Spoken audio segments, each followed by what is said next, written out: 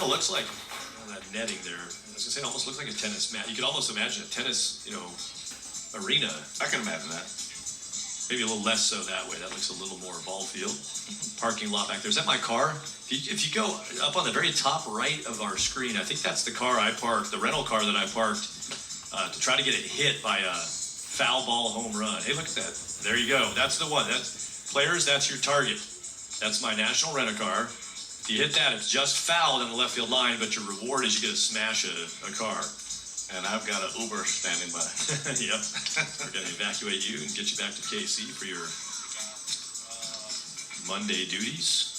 It'd be kind of a strange sensation to go back to, I guess, the real world or the regular daily life. It's been pretty fun these 4 days. We got Jeff Graham, our replay guy in the truck, our tape operator. He's grilling award-winning chicken on the grill last night in our Airbnb house over here in Yaphank.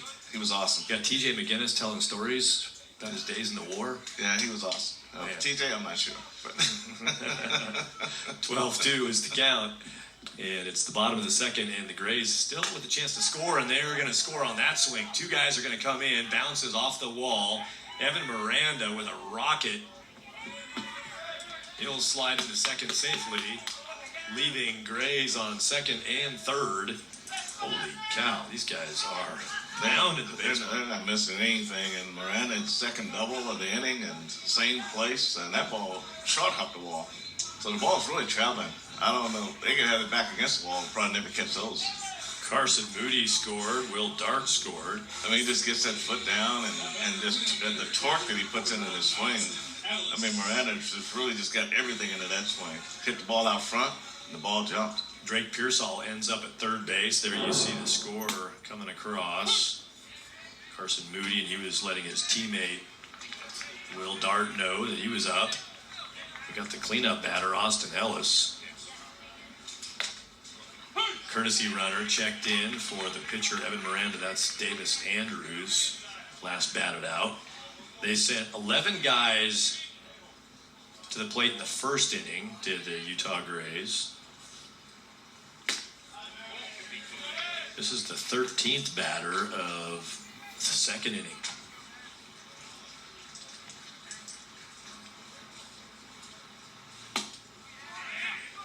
Swing through, in and out. Austin Ellis strikes out. The pitching replacement there, Nux from the Grays head coach for the relief pitcher, Jake Sokinski.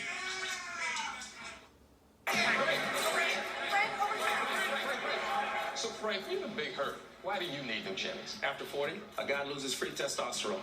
Even me. I couldn't stay in shape like I used to. Frank, so does Nugenics really work? Yes, it's the #1 selling free testosterone booster at GNC. Okay, great. But does it work for you? Oh, yeah. My workouts are incredible now. I'm feeling stronger, more energetic, with a lot more drive. So, say I knew someone who should try Nugenics. How does he do that? It's easy.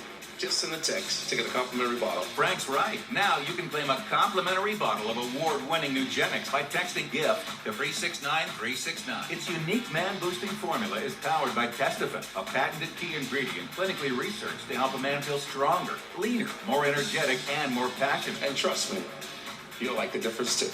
Samples are not available in stores, so text GIFT to 369-369 for a complimentary bottle of Nugenics. Utah Grays 14-2, top of the third inning now, and they'll play defense. There's how they got here. Look at their path. They've been unblemished 6-0 into this game, Frank. Yeah, they've done a great job. The Utah Grays, look at the games they've won. The winning margins has been really huge. 15-2, 10-0, 11-1, and last night they played a close game, but it's a lot. They scored a lot of runs, 14-13. Grays hoping to move to 7-0, and they are in prime position to do such. 15 runs, 10, 11, 5, 8, 14. Big offensive output. And this team been putting some runs up too. Warstick City is their loss. They went down 10-4, and then they've scored in those wins 10-10, 18-5-10. So what's that? We got 48, 53 runs scored across those 5 games. But today, buzzsaw of an offense has looked them right in the eye. They gave up 4-0-2, 4-0 in their last 5 games. They've given up 14 runs, 2 touchdowns. First inning 7, second inning 7. And they had to feel good about coming in this game, getting 2 runs in the first inning. They get out of the first inning, they probably felt like they could just take on, but they'll take off. But Utah Grays just didn't give them a chance. They scored 7 runs in the first and put them back on the heels a little bit. Very crooked numbers on that scoreboard.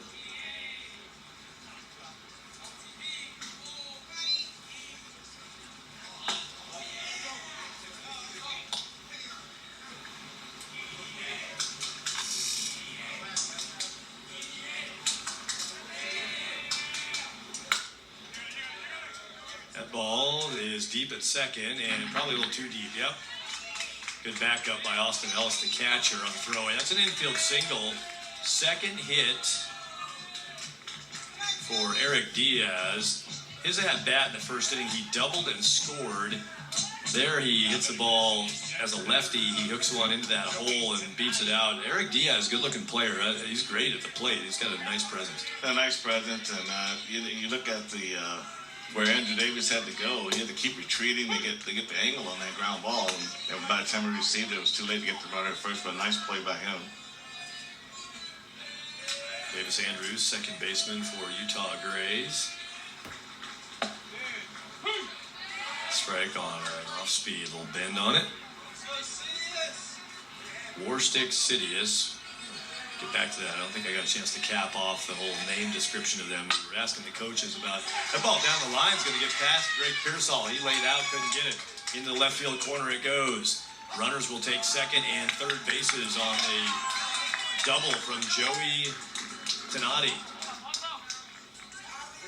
But Joey does a good job. He really gets inside of this fastball and got the good part of the bat on and drove the ball. Didn't try to pull it, stayed with it, hit it just inside of third base. That was a big hit for Wastic Sitters right now because they need something. They need something going.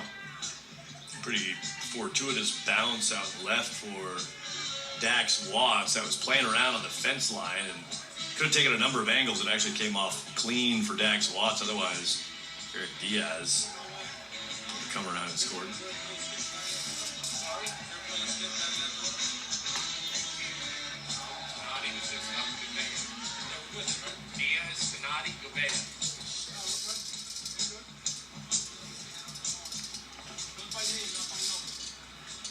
Question came from the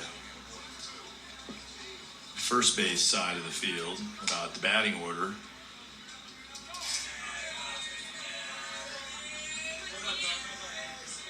Yeah, so David Pearsall is going to come back and ask. He was asked about his skip in the order that happened earlier. And to be honest, my scorebook, end of last inning, I had my strikeout against number 8, Diaz. It would have been Jacob Ruiz who should have batted. I think the verification would be was Ruiz the last batter of the last inning. Yeah.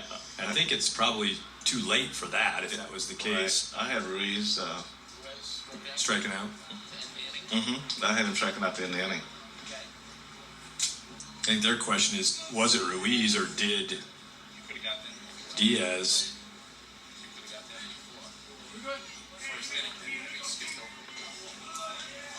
So I think in both cases here, we're going to play on a couple of question marks on the lineup. So I was talking about the benefits of the EH and how it, adds some defensive opportunities, some options. Sometimes you get confusion too. I think so too, because you got a lot of bodies moving around, and you want it. And in a game like this, you want to get everybody into the game that you can too. That's a good spot to do it. Good pitch from Miranda for a strike, 0-2.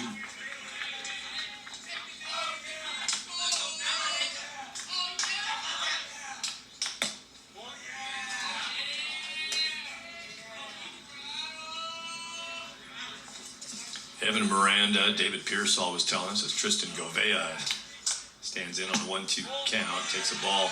Evan Miranda, the starting pitcher for the Utah Grays, he's been pitching for national titles since he was 8 years old. He plays with the MVP Hustle out of California, 3-pitch pitcher, around the low 80s with his top of his fastball, and just had an ejection after the strikeout. Tristan Govea showed the umpire where he thought that pitch was with his bat, and that was an ejection. Bill Ambrosini made the ejection after the reaction to the strike call on Govia's disagreement on the ring up. A little frustration showing right there. Best way to answer it. George Krenkel going to drive in one, going to drive in two.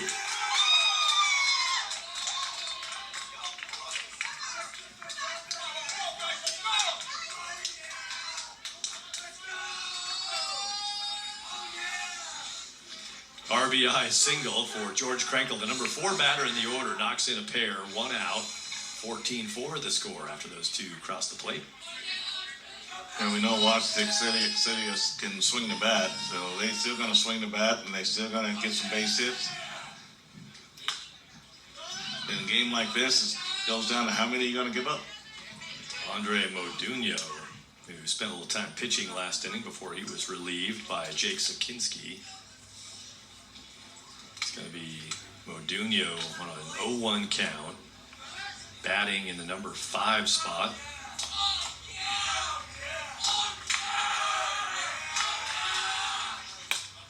Modugno going to fist that and drop it in.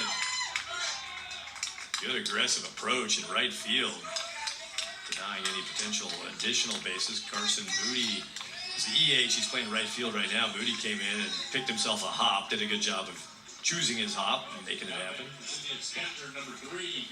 We saw yesterday some of those balls that go out there, and the outfielders think they have it measured for one hop and have spin on it. It takes another hop, so it's not hard. It's hard to misread some of these bounces on this this turf they have here. So anything spinny is going to accentuate a little bit. So Moody, realizing that, aggressively attacked it. It's dropped in for a strike and a 1-1 count. Gabriel Tirado, the catcher for Warstick Sidious. The Warstick, part of their name is the Bat Company. And like I said, I've got a Fungo bat. Love the Warstick Fungo I've got. Sidious was the original team name before they added the sponsor Warstick. The team was just called Sidious. And Sidious, we were talking to the coaches about this, is from the Latin root for speed. So when they're naming their team, they thought they'd do something unique that set the tone. Sidious or speed is what that word's all about. Warstick Sidious is the program name. They've got 7 teams in the tri-state area, ages 12 and older, and about 20 to 25 teams on the national scene under the Warstick name. And these are 2 teams. The roster here for Warstick Sidious is a combination of 2 teams who met last year in the championship game at Cooperstown. So Dreams Park, over 100 teams in this bracket. 2 teams came together to play. And at the end of that one, it was Sidious and the Jersey Storm. They said, hey, let's put these guys together and make a powerhouse. Here's an up pitch for a strikeout. Miranda swinging is Gabriel Tirado. He's out for the second out. And here's Charles Batista.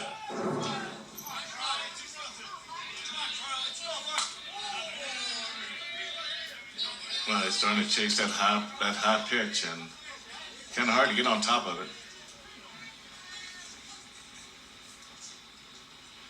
Evan Miranda is working that high part of the zone with heat. It's too high. Charles Batista, third baseman to start this game.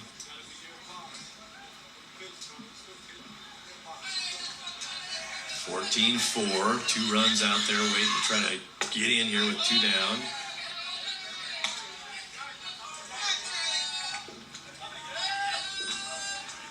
Credit to the Sidious dugout. You know, it's one of those, they're kind of getting pounded. 7 runs first, 7 runs second. They're out there for a long time on defense. They come in off a D and they get loud right away, trying to just put themselves back in it. This ball drifting. Whoa, and it worked its way all the way back. It was left center, and that ball. But there's some things going on up in the sky. You're talking about there must be some breezes up there. That ball up there. It drifts its way back into the glove of Jackson Riser. But Jackson had a beat on it. They had some confusion as to who was going to take it, and then he made that last minute reaction to make a great catch.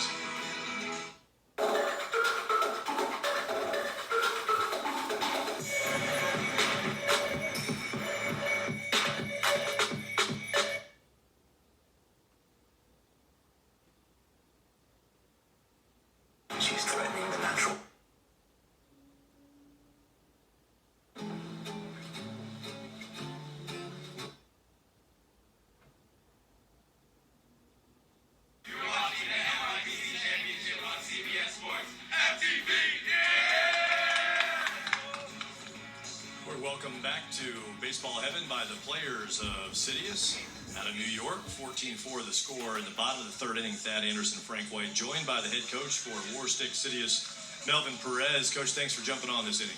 Thank you for having me.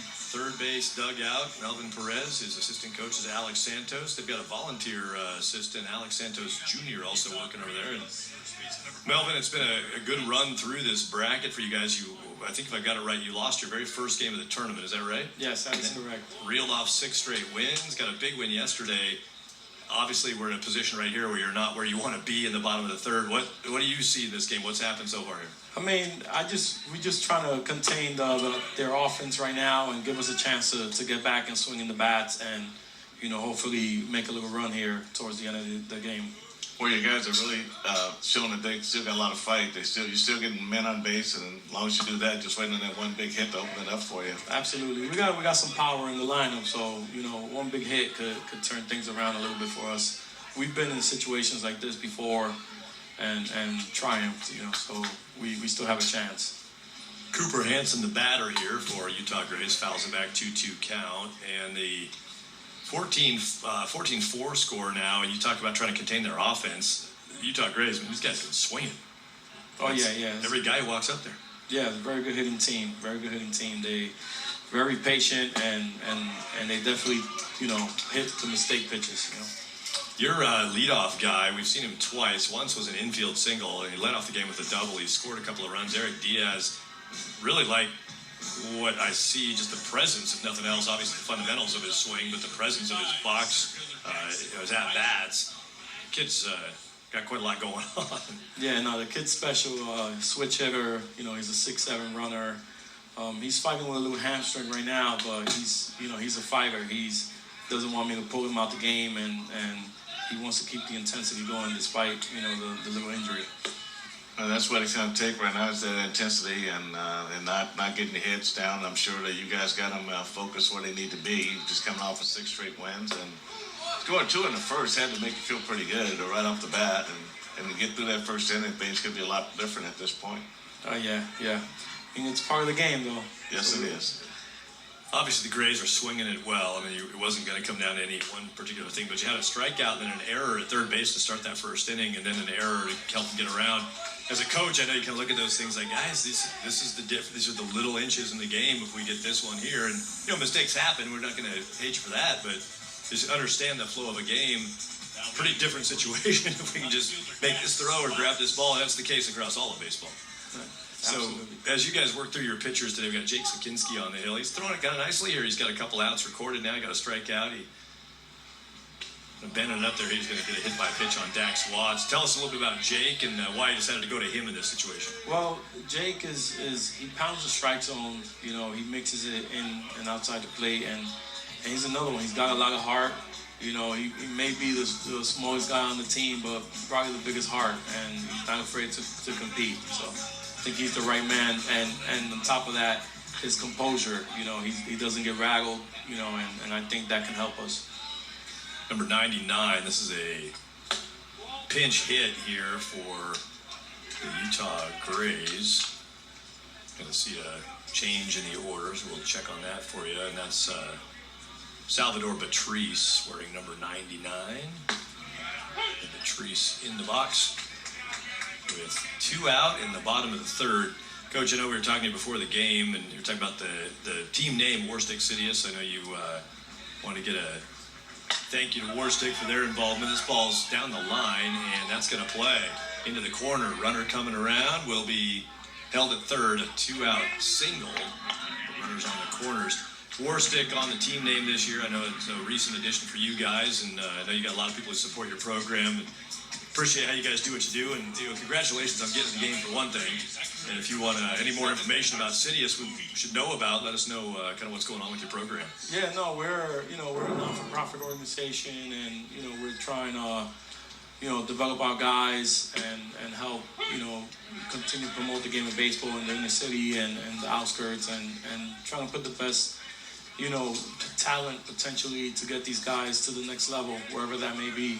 In the past, we've had a lot of success. We've had over 300 guys that we've sent to college all over the place. We got guys playing at Vanderbilt, Virginia, Texas Tech, and we've got over 30 guys playing in the pros, and we've got like 3 or 4 guys in the big league. So we're just trying to continue, developing guys, here in our area in the Northeast, and I've got one of my partners in Texas, Omar Washington, who's doing a great job down there. So, we're just trying to, keep promoting the game of baseball and keep getting guys to the next level, 2-1 pitch from Sakinski to Carson Moody. Coach, this guy's their number 9 batter. He has 6 RBI. He's got a double and a triple and 6 ribbies.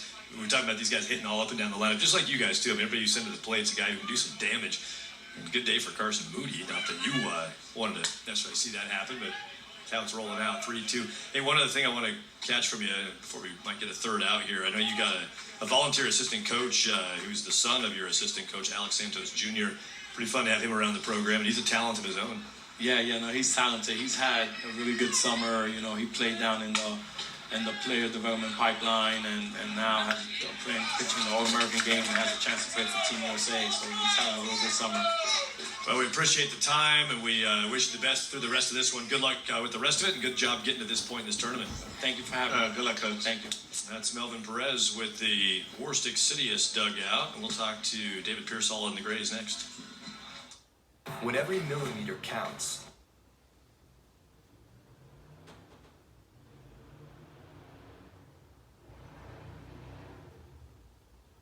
Warstick Sidious 4 at the 13-year-old championship game of the NYBC. Baseball heaven Thad Anderson, Frank White in the third base side booth, and across the way. And before we went to the commercial break, I said, we'll talk to David Pearsall and the Grays next, but I forgot David Pearsall, he goes proxy on it.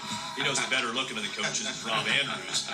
So and Rob was with us 2 days ago on the interview, and Rob had a beard that day, and you said your wife said, look, bring back the Long Island sea crabs and whatever else you want to bring back, but do not bring back facial hair. Yeah, no beard's coming back from New York this trip, guys. Sorry to hear it, but you look good either way. You wear it well. Okay, thanks. Hey, I guess we'll do a little housekeeping here.